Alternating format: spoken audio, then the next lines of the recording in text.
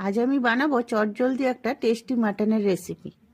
মাটনটা নিয়ে আমি মাটনের মধ্যে দিয়ে দেবো কাশ্মীরি লঙ্কার গুঁড়ো, দই আর লবণ দিয়ে আমি ভালো করে মেখে আধ ঘন্টা আমি রেস্টে রেখে দেবো। এরপর গ্যাসে একটা কড়াই বসিয়ে আমি দিয়ে দিলাম বাটারটা দেওয়ার পরে দিয়ে দিলাম আলুর টুকরো, দিয়ে আমি ভালো করে ভেজে তুলে নিলাম।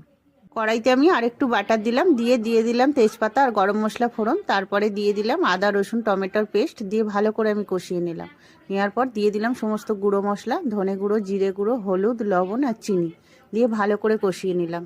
এরপর সেদ্ধ করা মাটনটা আমি তুলে কড়াইয়ের মধ্যে দিয়ে দেবো, দিয়ে খুব ভালো করে আমি কষিয়ে নেব যতক্ষণ না তেল ছাড়ছে। দিয়ে দেবো লবণ, এরপর দিয়ে দিলাম পেঁয়াজ বেরেস্তা, দিয়ে আমি ভালো করে কষিয়ে নিলাম। নিয়ে দিয়ে দিলাম আলু, দিয়ে দিলাম মাটনের স্টকটা, দিয়ে ভালো করে আমি নাড়িয়ে নিলাম। নিয়ে আমি একটা ঢাকা দিয়ে দিলাম। সেদ্ধ হয়ে যাওয়ার পরে আমি ঢাকাটা খুলে আমি সার্ভ করে নিলাম। ভিডিওটা ভালো লাগলে একটা লাইক করে দেবেন।